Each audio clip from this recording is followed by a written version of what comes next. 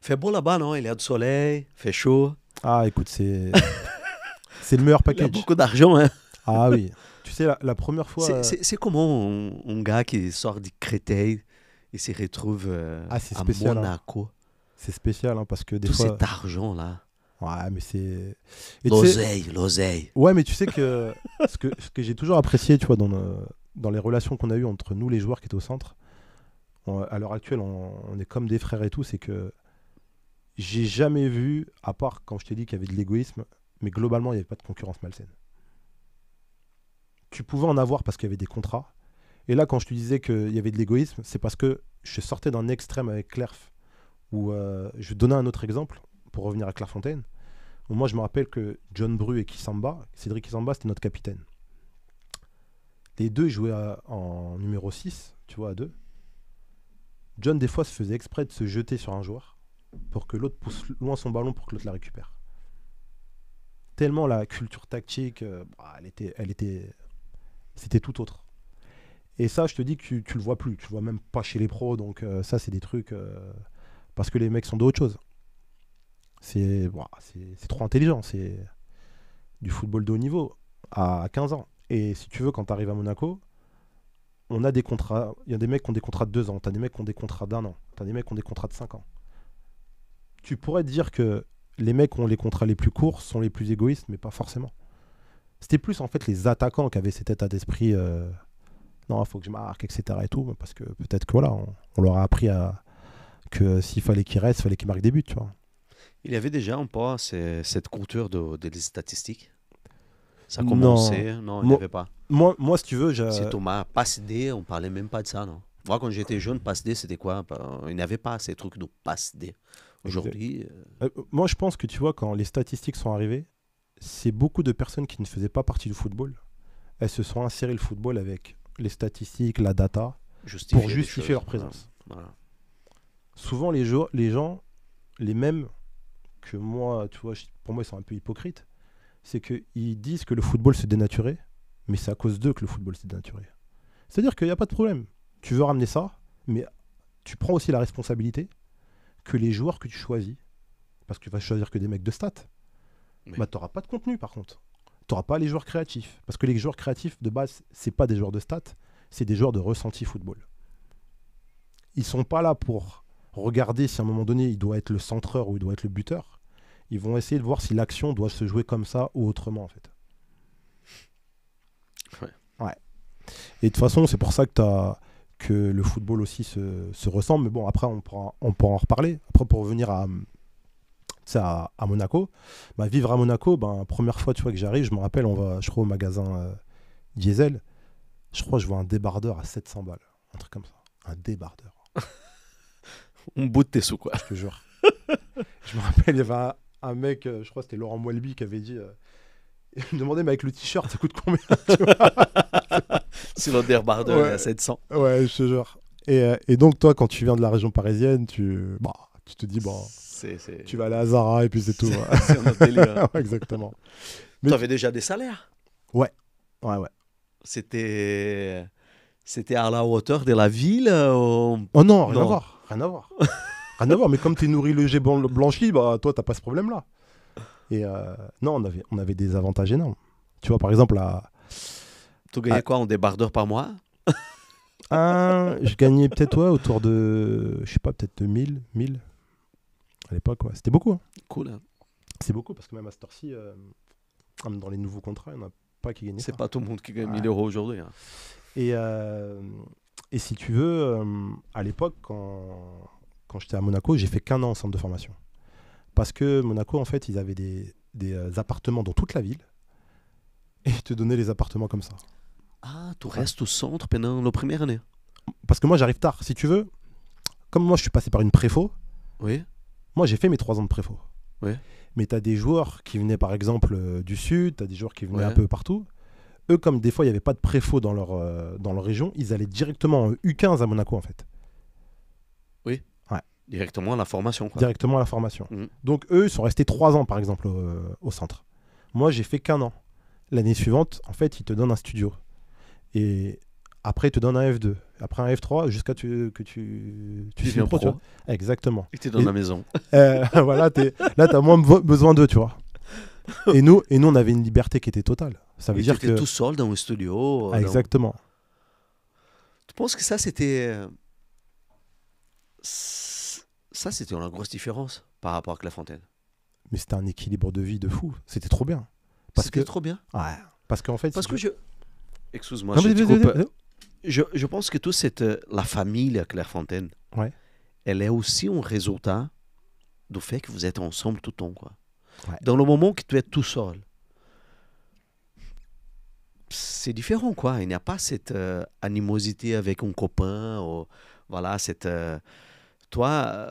moi, je suis convaincu qu'il y a ça dans le foot.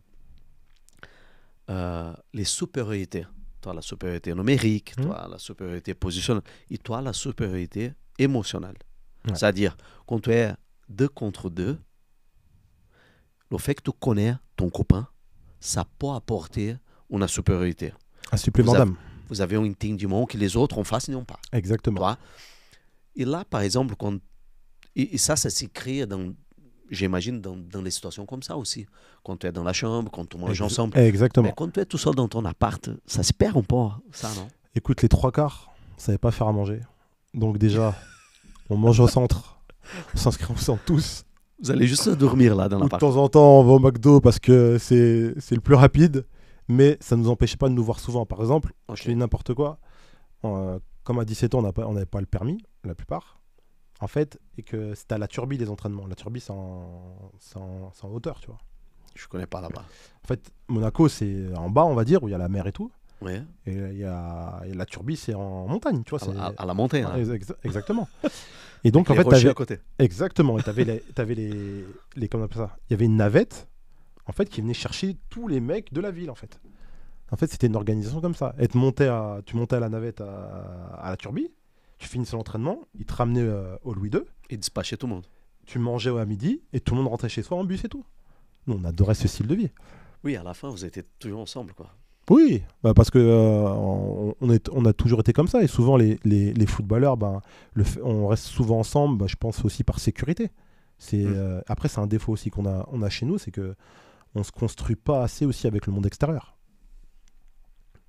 C'est vivre en groupe, c'est important. Ouais. Hein, nous sommes comme ça. Les êtres humains, on est comme ça, on vit en groupe. Mais c'est vrai que vous êtes isolés en même temps, dans la réalité. Hein. Exactement. Parce que... Mais c'est comme ça. Hein. Ouais, mais parce que aussi, ça va être lié aussi à ta réussite. Si t'es... De toute façon, au foot, il faut être dans le 11 de départ. Et après, il faut performer. Déjà, si tu es remplaçant, c'est dur d'avoir une visibilité. Et donc, tout ça, en fait, amène à ce que toi aussi, le rôle que tu as au sein d'un effectif ou au sein d'un groupe va toujours essayer d'être évalué par rapport à ton statut que tu as sur le terrain, tu vois. Donc, il y a tout ça aussi à prendre en ligne de compte. Et c'est difficile de se mélanger avec l'extérieur, là. Je pense que c'est difficile. Tu dors, tu respires, tu manges, tu études, c'est tout au même endroit. Et c'est qui du foot. Je pense qu'aussi c'est un défaut qu'on a, c'est de pas assez s'ouvrir au monde extérieur. Parce que le monde extérieur a beaucoup à nous apporter, à nous enrichir sur la réalité du monde, la réalité de la vie. Parce que le fait d'être dans notre bulle, on le voit que aussi par rapport à ce qu'on gagne, par rapport au commerce dans lesquels on dépense notre argent, etc., etc. Et c'est pour ça qu'on est en décalage aussi avec, entre guillemets, en général, avec les gens normaux. Et c'est pour ça qu'aussi les gens normaux, des fois, racontent n'importe quoi aussi sur les footballeurs, parce qu'ils ne connaissent pas aussi ce milieu-là. Et chacun a un avis l'un sur l'autre, mais parce qu'on ne se mélange pas assez. Qu'est-ce que tu proposes pour changer ça dans une formation, par exemple? Que l'école soit l'école publique, mais il faut aménager les horaires, c'est pas très évident. Hein. Si, ce serait bien. Ce serait bien parce que moi, je pense que rester qu'entre hommes dans un même lieu, je trouve que c'est pas constructif. Parce que déjà, on se voit assez dans le foot, on se voit assez le soir, etc. Et après, il faut aussi des écoles sécurisées. Il ne faut pas aller dans des écoles où tu peux te faire invectiver parce que tu es le futur footeux ou le futur quoi que ce soit. Bien sûr que ça aussi, il faut faut aussi te protéger. Mais rester en contact avec le peuple pour moi, il n'y a rien de mieux parce que c'est enrichissant. Et surtout, en plus, c'est pas tout le monde qui réussit. Donc, si tu as toujours les pieds sur terre, tu peux facilement te réinsérer dans la société que si tu es dans une bulle et tu dois sortir de cette bulle-là. Parce que déjà, ça te fait mal de sortir de la bulle. Tu es vu aussi comme quelqu'un qui a échoué auprès aussi des gens de l'extérieur. Et donc aussi, tu as une espèce de mal-être parce que tu es dans une espèce de zone grise, tu vois. Donc c'est compliqué. Hein. C'est pas très évident, surtout pour qui n'arrive pas Exactement. à passer le cap. Faut penser à eux, tu vois.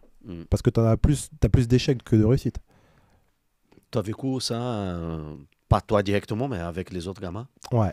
Et c'est dur d'y voir, tu vois qu'ils sont, c'est dur parce pas que bien dans leur propre. C'est dur parce que quand tu sais que voilà que un de tes coéquipiers n'est pas gardé, tu le vois en pleurs, tout le monde ressent le truc.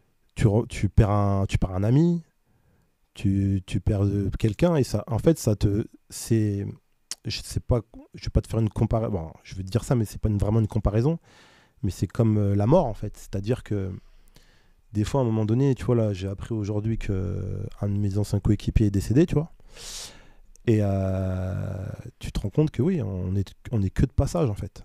Et c'est la même chose, c'est un exemple similaire que je te sors par rapport au foot, c'est que t'as beau avoir des bons moments avec eux, délirer avec toi, manger tous les soirs ensemble, à la fin on n'est pas sûr d'être gardé là. Tu vois ce que je veux dire? Ouais. Et ça, faut jamais oublier cette réalité. Pourquoi en fait tu pars en centre de formation? Est-ce que tu veux faire les choses à fond? Est-ce que tu veux faire les choses à demi, juste profiter à l'expiration de ton contrat et accepter ton sort? Tu as ça aussi, tu vois. Donc, chacun a vision de trucs. Là. Exactement, ouais. Il y a eu des garçons de Clairefontaine qui sont venus avec toi à Monaco. Tu étais le seul de ta génération? Le seul de ma génération. Le seul. Et l'année suivante, par contre, je sais pas si tu as vu à la Clairefontaine de la génération à Ben Arfa. J'ai vu quoi à la Clairefontaine, oui. La génération 86 de Ricardo Fati. Ricardo, oui. Ouais, eux, ils sont passés à la télé avec à la Clairefontaine. Ah oui. Ouais. Le reportage. Exactement.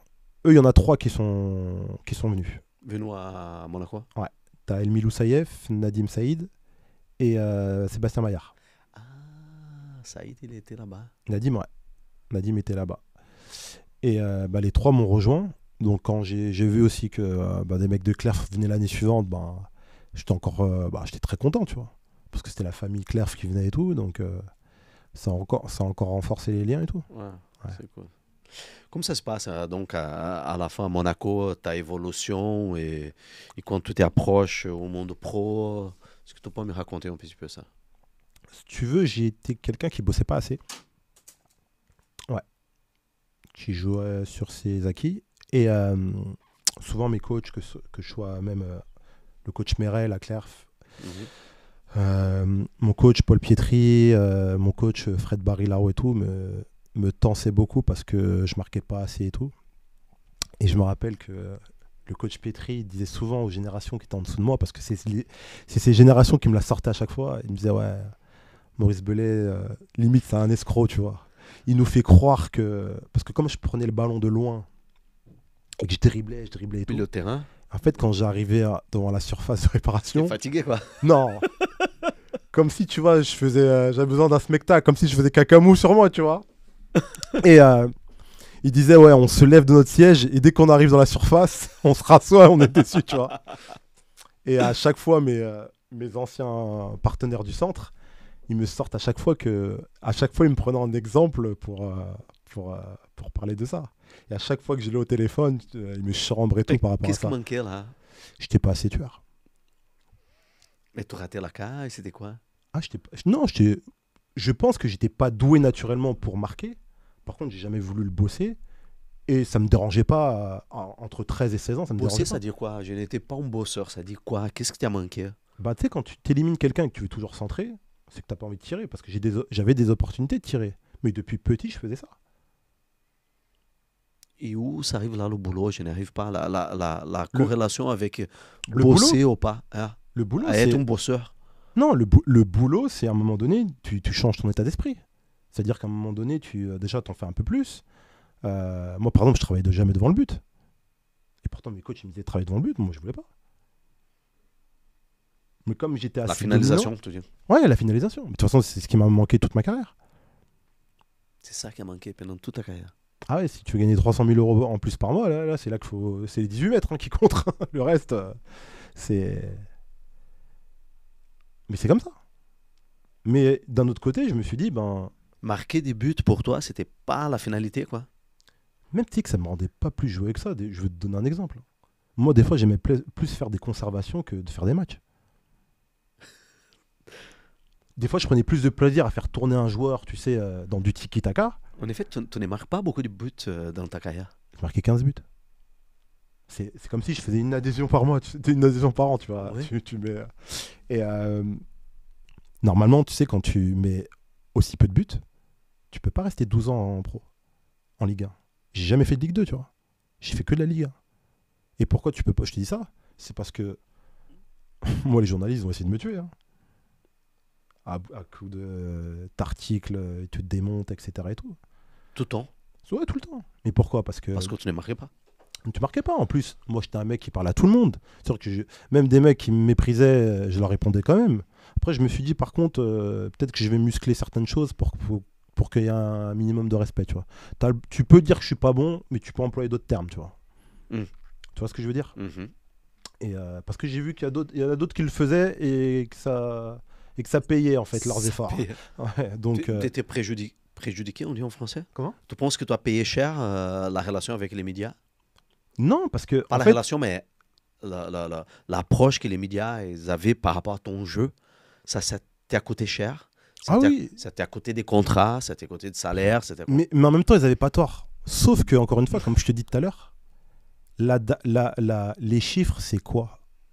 Souvent, tu vois, quand j'ai des débats avec des potes qui ont des arguments intéressants, mais qui vont me parler toujours de chiffres. Donc Giroud, il est plus fort que Zidane. Donc tu fais comment, en fait? Ah, par contre, là, tu l'appliques pas, ta règle, en fait. Et tu sais pourquoi il l'applique pas en général? Parce qu'il sait qu'ils vont se faire défoncer par tous les réseaux sociaux s'il y a des conneries comme ça. Nous, pour des joueurs comme nous, t'es comme moi qui sont peu Les connus. dribbleurs, ouais. Non, peu connus, des joueurs de mon niveau, c'est-à-dire des joueurs Ah. moyens de Ligue 1, etc. Ouais. Tu vas toujours, à un moment donné, le mec, quand il va parler de moi, il va dire voilà, Maurice Belay contre qui est le plus fort? Il y a un mec qui va te sortir que des stats. Il peut sortir que ça. Il n'a pas d'argument, il connaît pas la technique. Moi, je parle pas avec les mecs comme ça en général. Mais c'est ça, les médias.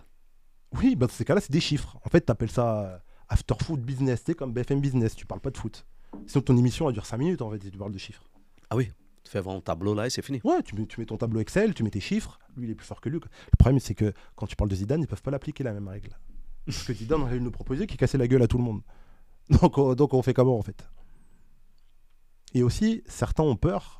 Parce que tu aimes bien, tu vois, donner des opinions. Je vous donne un exemple.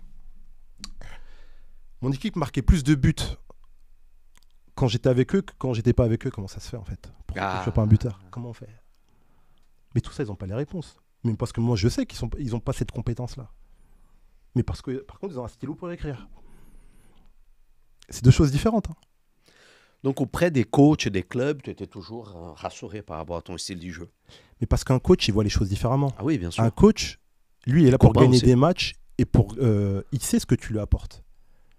Le média qui a la buvette, qui est en train d'écrire de temps en temps et qui met ses petites lunettes de travers et qui regarde un petit peu. Combien de fois, sincèrement, moi, ça m'est arrivé où, par exemple, des entraîneurs, que ce soit à Bordeaux ou dans d'autres clubs, ils me disent mais les médias ne regardent même pas le match. Moi, ça m'est déjà arrivé d'entendre ça. Comment tu veux, Beto, après que je respecte un mec qui n'a jamais été pro, qui juge 22 joueurs en 90 minutes, et qui en plus regarde à moitié les matchs, tu respectes ça, Beto? Non. Et après, je te dis pas, par contre, je te dis pas que tout le monde ne fait ça. Hein. Mais des fois, j'avais des trucs. Et moi, ça me rassurait. Je dis, mais qui est-ce que tu veux qu'est-ce que tu veux de donner de la valeur à des mecs comme ça? Non, il y a plein de mecs qui ne connaissent pas la différence d'une frappe et d'un bruit, quoi. Donc, tu ne peux pas donner. Voilà, mais certains ont pignon sur rue, tu vois. Donc, à partir de là, tu veux dire quoi? Oui, bah, c'est normal. Le mec qui décide À lui-même. la fin, le foot est un peu aussi des émotions. Et On va pas trop dans la logique, quoi. Exactement. Donc, quand le mec, il frappe, il prend la lucarne, peu importe s'il a pris bien le ballon ou pas. Le fait qu'elle est allée dans la lucarne. Mm. Et donc, c'était un super but. Ah, mais il a eu la chance, tu peux dire. Moi. Parce qu'on connaît le foot. Ouais. Mais pour le journaliste, pour les médias, le ballon, il est allé dans la lucarne. Donc c'est un top but. Peu importe comment elle est rentrée. Comme elle est rentrée, oui. Mais parce c'est que... ces mecs-là qui vont t'évaluer dans ton jeu. Bien Donc sûr. si tu ne marques pas, tu ne marques pas. Exactement. Mais tu vois, par exemple, pour en revenir, tu vois, à Monaco et tout, première fois, tu sais, que je m'entraîne avec Les pros. contre les pros. Je joue contre les pros. On fait une opposition. Toi, quel âge, Nico? 18 ans peut-être, ouais. 17-18 ans. Ouais. Et au bout de 10 minutes, j'ai du mal à passer mon vis-à-vis. Et après, je prends le dessus, etc. Et tout. Je reviens au centre. Et je me rappelle, il y avait un de mes anciens coéquipiers qui me dit putain, Deschamps, il t'a kiffé et tout, tu vois. C'était Deschamps, Ouais, il dit Deschamps, il t'a kiffé. le coach. Et, Les premiers. et souvent, moi, j'arrive en retard, tu vois, à l'entraînement et tout. Et ils lui ont demandé, mais c'est qui lui? Il a dit, ah, c'est Maurice Bellet et tout, mais il arrive en retard. Il a dit, bah, virez-le, il avait dit, tu vois, à l'époque. Ah oui. Ouais, mais pas, c'était pas méchant. Et moi, je comprends parce que moi, pour avoir été entraîné par Didier Deschamps, il y avait une exigence qui était ouf. Parce qu'il y avait déjà aussi celui du Real Madrid, le prépa, Antonio Pintus. Pintus, il était déjà là et tout. Ouais. Donc, c'était déjà une pointure en termes d'exigence et tout. Mais c'est pour te montrer pourquoi je te dis tout ça. C'est pour te montrer que même Deschamps n'avait pas une histoire de stats la première fois qu'il m'a vu. Il a juste vu un joueur comment il jouait. Après, au fur et à mesure, bien sûr qu'à un moment donné, et c'est là que je veux rejoindre certains médias, oui, tu peux pas avoir un statut si à un moment donné, t'es pas un tueur, etc. Ça, il n'y a pas de problème. Sauf que moi, le problème, il était à l'envers, c'est que moi, on me tuait déjà avant d'avoir commencé, tu vois ce que je veux dire? Donc, c'était ça qui était un peu différent. Et donc, ouais, donc quand je commence à Monaco, donc, je commence avec Deschamps. Et dis-toi bien, je joue mon premier match à 18 ans parce qu'en fait, ce qui se passe, c'est que notre année, ça s'appelait la CFA avant. Maintenant, c'est la N2, la Nationale 2. Mhm. Je crois les 6 premiers mois, on est invaincu. On fait 6 premiers mois de malade. Et il y a un Marseille-Monaco en Coupe de la Ligue. L'année où Deschamps, tu sais, ils font la finale de Ligue des Champions contre Porto. Et ils nous envoient tous les jeunes. Ah, Monaco et Porto. Ouais. Marseille-Monaco, ils nous envoient tous à. Mourinho. Exactement. Quand l'année où vous avez battu le Real, Monaco, etc. et tout. Et en fait, si tu veux, on va à Marseille. Il envoie tous les jeunes pratiquement du centre de formation. On fait Monaco-Marseille. En fait, il met certains pros qui sont plus remplaçants titulaires. Il les ajoute à des mecs du centre. Et on doit être 7-8 jeunes, tu vois, du centre et tout. Et on fait le premier match au Vélodrome contre Drogba, contre Marseille et tout. Et t'as toujours ce match? Je rentre en cours de jeu. Deuxième mi-temps? Deuxième mi-temps, on a perdu 2-0, tu vois. Et dans la même année, je joue un match contre Lyon qu'on gagne 4-1. Et c'était le grand Lyon, tu vois, de l'époque. Ouais. Et on gagne 4-1. Et je me dis, peut-être ma carrière en pro, elle va se lancer et tout. Mais comme, tu vois, je pense que je suis pas sérieux, tu vois. Il me prend pas, etc. Et tout. Et en fait, tu ne comprends pas qu'est-ce qui se passe? Si, je comprends. Je te dis, je suis pas sérieux. Et je le sais au fond de moi. Tu joues avec la N2. Ouais, je joue avec la N2. Tu joues avec la N2, dans ces groupes. Exactement. Mais tu as déjà fini ta formation à ces points. Ouais, on peut appeler ça finir sa formation. Ouais. Les 2 dernières années de contrat? Non, il me restait. Là, j'étais à ma 3e ou 4e année, tu vois. Ouais, bon. Et si tu veux, en fait, avant que j'entame ma 5e année, Deschamps, en fait, le coach Deschamps, on va. En fait, je savais pas quoi faire. Est-ce que j'allais faire une 3e année en réserve? Et là, ça commence à me saouler de faire 3 années en réserve. Je savais pas si j'allais me faire prêter en Ligue 2, etc. et tout. Mm-hmm. Alors que j'avais que 2 bouts de match, un en Coupe de France, un en Coupe de la Ligue, tu vois. Et ce qui se passe, c'est qu'il vient me voir en début de saison. Il me prend à part, il me dit, écoute, voilà, le comportement et tout, il faut que tu sois plus sérieux et tout. Et si toujours dans le comportement, ouais, d'être plus bosseur, quoi. Exactement, parce que je vais te prouver quelque chose. Pour obtenir un contrat, il faut performer, tu es d'accord avec moi? Ouais. Il me dit, je vais voir ta prépa, comment elle se passe. En fonction de ta prépa, on va voir. Si tu restes avec moi ou pas. Je crois que je vais signer pro après ma prépa, tu vois. Donc, tu n'as même pas de match de championnat qui est joué. Tu vois ce que je veux dire? Ah, tu signes pro à Monaco avec Deschamps après la prépa. Un truc comme ça, ouais. Donc, mais tu l'as convaincu, quoi. Oui. Ils sont, ça que tu as présenté, tu as dit, ok, c'est bon. Ils sont pas convaincus de mon talent. Ils sont convaincus de mon talent. C'est l'investissement qui va avec. Est-ce qu'à un moment donné, On va vraiment compter sur toi, etc. Parce que pour qu'on tire le maximum de toi, il faut que tu fasses ça, ça, ça. Je vais te donner un autre exemple. Une fois, j'arrive 2 ou 3 minutes en avance dans le car qu'on va faire la prépa. Je vois le bus, il est blindé, tout le monde est là. Il me regarde, il me dit, écoute, tous ceux-là, ils sont là. La prochaine fois, tu arrives 10 ou 15 minutes avant. Les mecs, ils Je sont peux te déjà dire là. que le coup de pression est tellement passé bien que j'ai... Tu pensais que tu étais en avance et non, Ouais. pas du tout. Parce que il me fait comprendre, le haut niveau, c'est ça. Et moi, je comprends cette exigence-là parce que je suis passé par Créteil qui avait une exigence, bien sûr, à l'échelle que j'étais petit, Clairefontaine pareil, etc.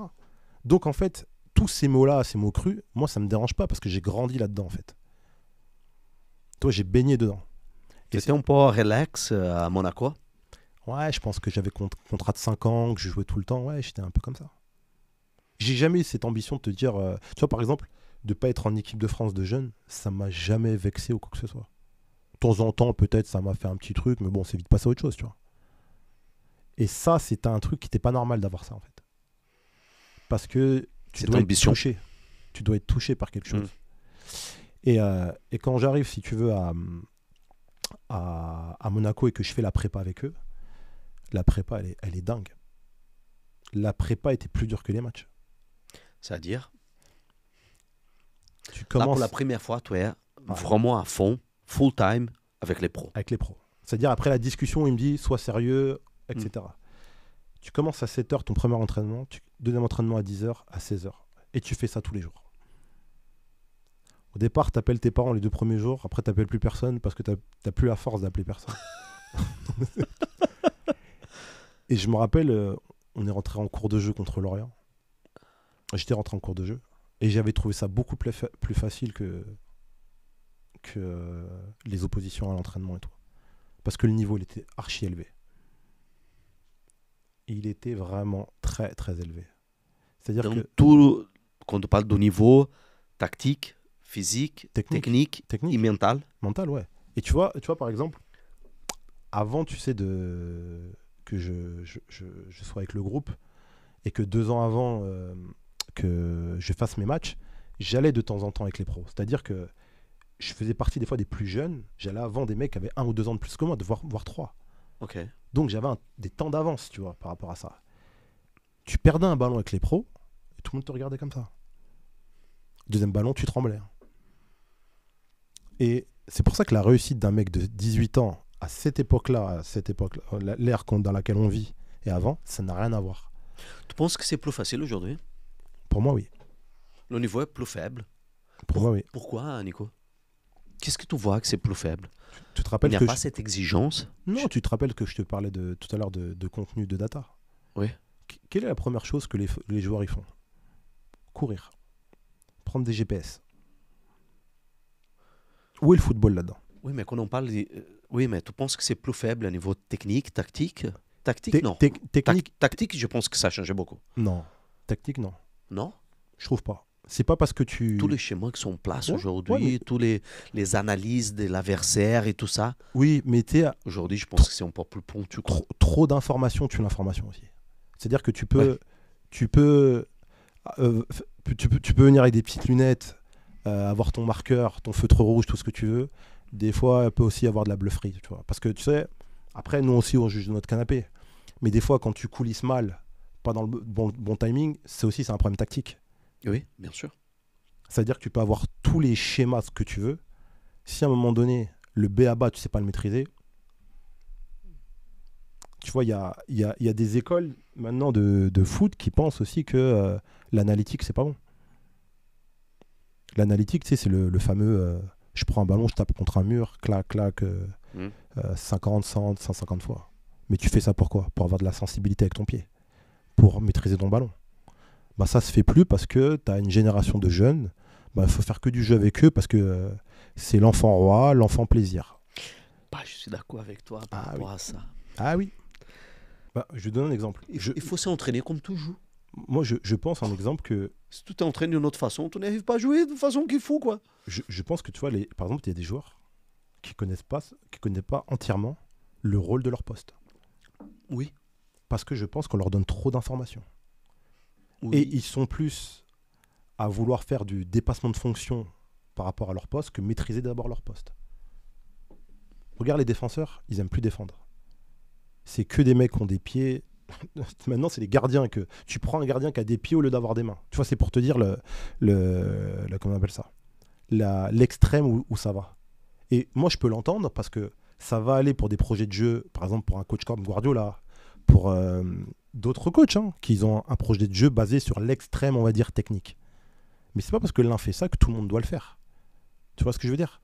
Ouais. Et souvent, tu regardes bien, là, il y avait PSG hier qui jouait contre Aston Villa. Donnarumma, c'est pas un foudre de guerre au pied. Par contre, c'est lui qui te sauve le match. Mais parce qu'il a d'autres ingrédients. Et le foot, c'est ça. C'est pas parce que j'ai pas les armes, entre guillemets, par rapport au style de jeu du coach, que je peux pas être coaché par ce coach-là, en fait. C'est juste votre vision des choses qui est toujours en train de dire ah ouais, mais ils vont pas ensemble, etc. Non, à un moment donné, il faut de l'adaptation. Si tu veux, le foot de maintenant, où ils ont beaucoup évolué, c'est que l'intensité est beaucoup plus forte, ça, il n'y a rien à dire. Le côté physique. Le côté physique.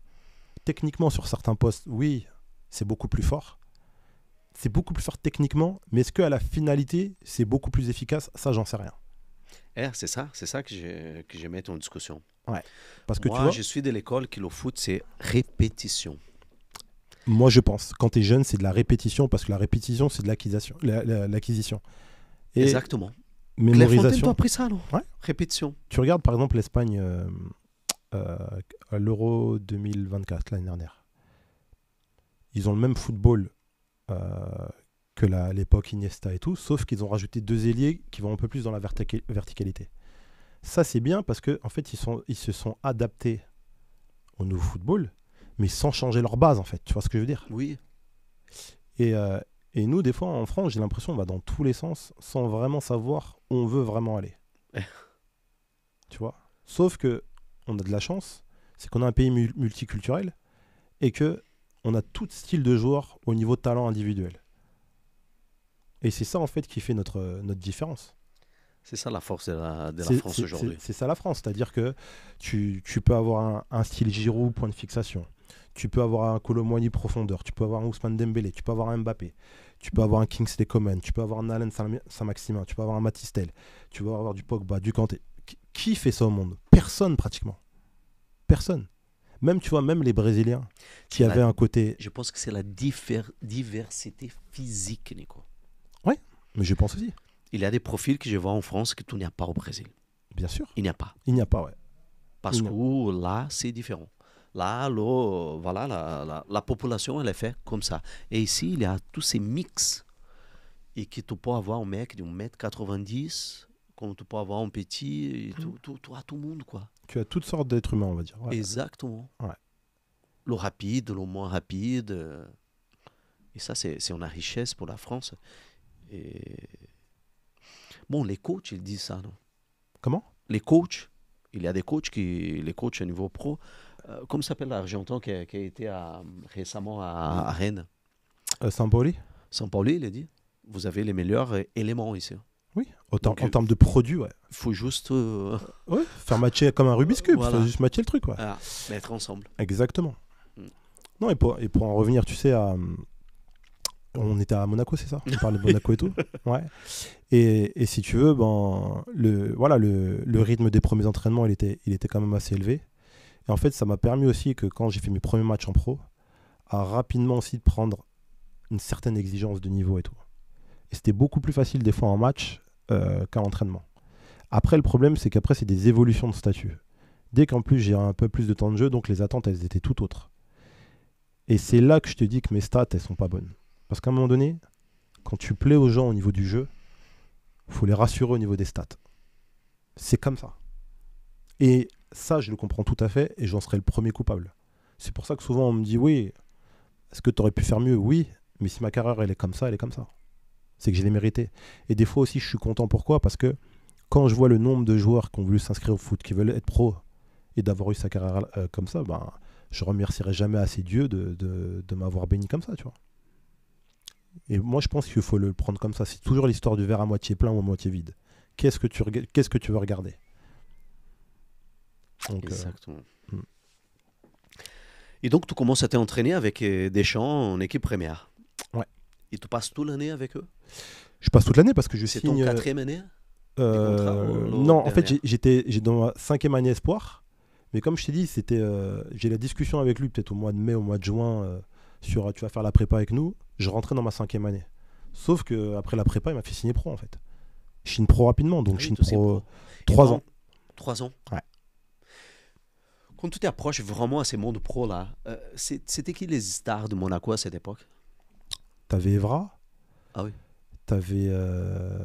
Après, ça dépend. Tu parles de cette période-là ou la Oui, période cette 2 ans? période-là, quand tu Bah, t'entraînes après, avec eux. t'as tout eu. 2 ans avant, t'avais les Morientes, t'avais Adebayor, t'avais Julie. Super mec, Julie Ludo, Julie. Ah, des bailleurs forts, non? Ouais. Bah, tu vois Adebayor. Fort, non? Adebayor. Ouais, c'est un de ces mecs là. Bah, regarde, gros problème de stats devant le Ah. but. Gros problème de dernier geste. Mais tu vois, Adebayor, il joue déjà un pro.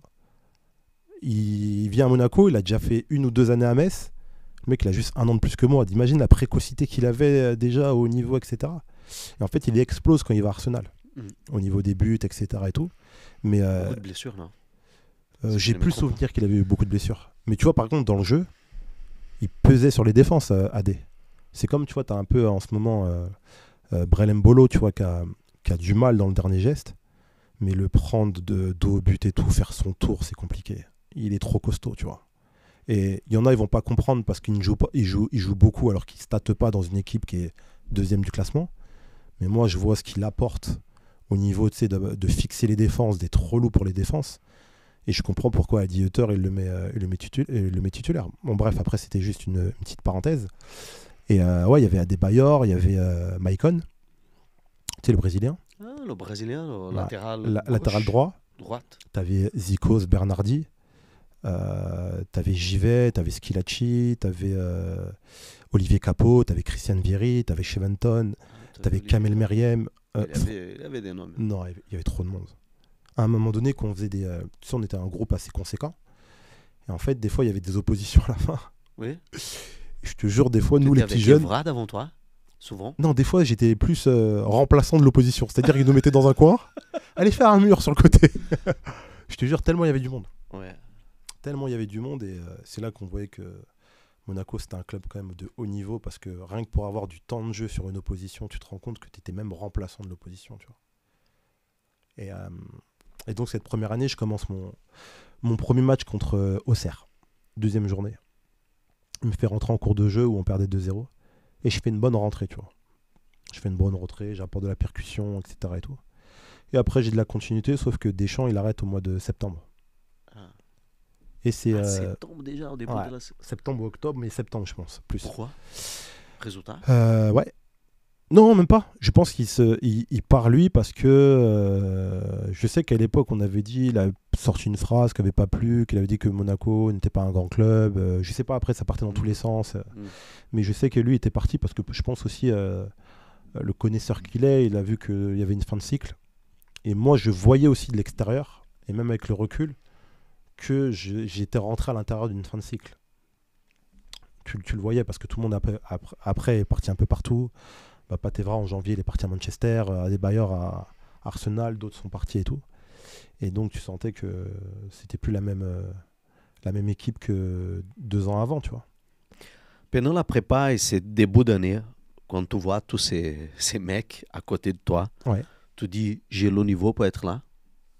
Ouais. Si c'est ça la Ligue 1 et le monde pro, ouais, j'ai le niveau. Je vais faire ma carrière. J'ai le niveau, mais par contre, j'ai intérêt à être à fond. Si je veux être un joueur des 3-4 premiers, il faut que je sois à fond et il faut que j'aille stater. Et là, après, ouais. Il y a un déclic dans ta carrière, dans ta tête ou... un petit peu. Le problème, je pense que j'ai toujours ce truc où je fais beaucoup au début. Une fois que je suis installé, j'ai un... Relax. Ouais, j'ai peut-être un truc par rapport à ça. Peut-être fallait mettre des contrats d'1 an, peut-être. Ton frère ici, il a dit qu'on est passé au podcast. Ouais. Et on s'est rencontrés pour la première fois. Et il a dit, c'est mes origines, c'est comme ça. Non, je plaisante, mais après, écoute, j'ai des forces, j'ai des faiblesses. Après, ça fait partie de ce qu'on est tous, tu vois. Et si tu veux, ouais, donc... c'est Guidolin qui le remplace. Francesco Guidolin qui était à l'Udinese à l'époque. Donc c'est un coach italien. En italien. Ouais. Ouh. Et, Première fois que tu as un coach étranger. Ouais. Ah. et le pire, c'est que il parle en italien pendant les entraînements et limite, il est pas content que tu comprennes pas, tu vois. Donc, S'en fout, quoi. je te jure. Et une fois, tu sais, il mettait les ballons. Il y avait des entraînements où on touchait pas le ballon. On Ouais. faisait que courir, on faisait que de la tactique. Et je crois giallo, ça veut dire jaune en... Giallo, oui. Ouais. Et souvent, quand il me mettait par exemple titulaire sur une mise en place, il mettait, tu sais, un piqué jaune, comme si c'était latéral droit, et un piqué vert de l'autre côté. Et quand il disait, je sais pas, la couleur verte en italien, Ouais. le joueur le plus proche, il devait aller chasser le piquet, et tout le monde coulissait. Tu sais, on faisait un travail tactique. Ok. Et moi, des fois, j'étais un peu tête en l'air, il disait giallo, et j'y allais pas. Et il criait giallo, et je comprenais que je devais y aller, tu vois, mais j'avais pas compris le... J'ai à un moment donné qu'il parle français lui aussi, tu vois ce que je veux dire.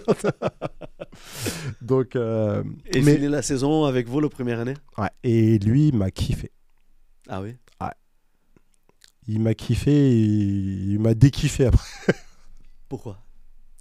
En fait, Au si tu début, il veux, était content. Ton profil. très content et tout. Parce qu'encore une fois, quand je suis très content, c'est toujours les joueurs qui viennent me dire que le coach qui te kiffe, etc. Et tout. Mm. Et c'est des plus vieux que moi qui venaient me le dire, tu vois. Et je me rappelle un jour, on était avec Serge Gakpé et David Gigliotti, et ils nous voient à Carrefour. Et en fait, ils nous voient tous les trois entraîner comme les jeunes, tu vois. En fait, ils parlent qu'à moi, mais ils parlent pas aux deux autres, alors que, tu sais, ils sont dans la même équipe. Ah. Ils me disent, regarde là, ils ne calculent même pas, tu sais, mais c'est pendant une période que je jouais, tu vois. Et si tu veux, pendant l'année, je me rappelle, on va jouer à Colmar, en Coupe de France. Et il me sort au bout de peut-être 20 minutes de jeu, 25 minutes de jeu. Et tu es titulaire. Ah, mais je suis catastrophique. Putain, 20 minutes et il sort. Ouais. Mais en fait, si tu veux, avant, le tour d'avant, il avait mis que les jeunes en attaque. C'est-à-dire qu'il avait mis Gakpé, Gigliotti et moi. Et on avait gagné 6-0, tu vois. On avait gagné 6-0 et Gakpé il met doublé et Gigliotti il met quadruplé, tu vois. Et, ouais. Et c'est très très rare de faire confiance aux jeunes comme ça, tu sais, à l'époque. Souvent, tu mets un vieux briscard, tu vois, t'équilibres un peu. Et Chaud, il a réédité la même chose le tour d'avant. Et ce jour-là, en fait, on joue sur un terrain qui est gelé. Mais gelé, quand je te dis, t'as pas d'appui, tu vas te casser la gueule. On voulait pas jouer certains joueurs parce que c'est dangereux, tu vois. Et je te fais un... Bon, il a vu sur mes 15 premières minutes que... Ah bon. Allez, avec moi. Et on perd 1-0. Aïe. On perd 1-0, donc tu sors 15 minutes, Ça, tu c'était perds le 1-0. championnat, la coupe? Non, la coupe. Colmar, c'est pas dans... Ouais, coupe. Ouais, c'était en coupe. Et depuis ce jour-là, il m'a éteint la lumière. C'est-à-dire que j'étais tout le temps dans le groupe, mais je rentrais pas, je jouais pas du tout. Et le jour où il me remet, c'est peut-être au mois de février contre Bâle. Ah non, peut-être c'était contre Bâle, mon jubilé, on va dire. Ouais. Mon petit jubilé, parce qu'après, j'abuse, tu sais, quand je dis ça. Mais... En fait, c'est la cohérence, des fois que je comprenais pas, tu vois. J'étais dans le groupe, mais je rentrais pas beaucoup de fois, tu vois. Et à un moment donné, on joue contre Bâle, et à l'aller, on avait perdu 1-0. Et tu sais, à l'époque, c'était comment on appelle ça, le but à l'extérieur. Oui, il valait double. Exactement. Et on mène 1-0, et on se fait égaliser. Donc, on doit marquer 2 buts, tu vois. Tu peux plus gagner 2-1, il faut que tu gagnes 3-1. Oui. Et tu sais, ça fait peut-être un mois qu'il m'a pas utilisé, tu vois. Et il te met dans le feu, quoi. Et déjà, le milieu gauche, il y avait Olivier Capot à l'époque, et il y avait moi. Et le milieu gauche, je crois, c'était quelqu'un d'autre. Donc, Capot et moi, on est sur le banc. Et je dis, bon, il va faire rentrer Olivier. Il se retourne comme ça. Il fait ça à... Toi. Ouais, toi.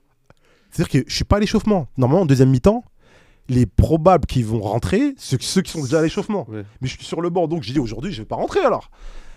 Et en fait, il me monte du doigt. Je fais 3-4 montées de genoux sur le côté. Je rentre. Écoute-moi bien. J'ai voulu porter la balle. Je voyais flou et tout. Et donc, je finis l'année pas comme il faut. Je rentre en cours de jeu et tout. J'ai quelques flashs et tout, mais très loin de ce qui était prometteur au début.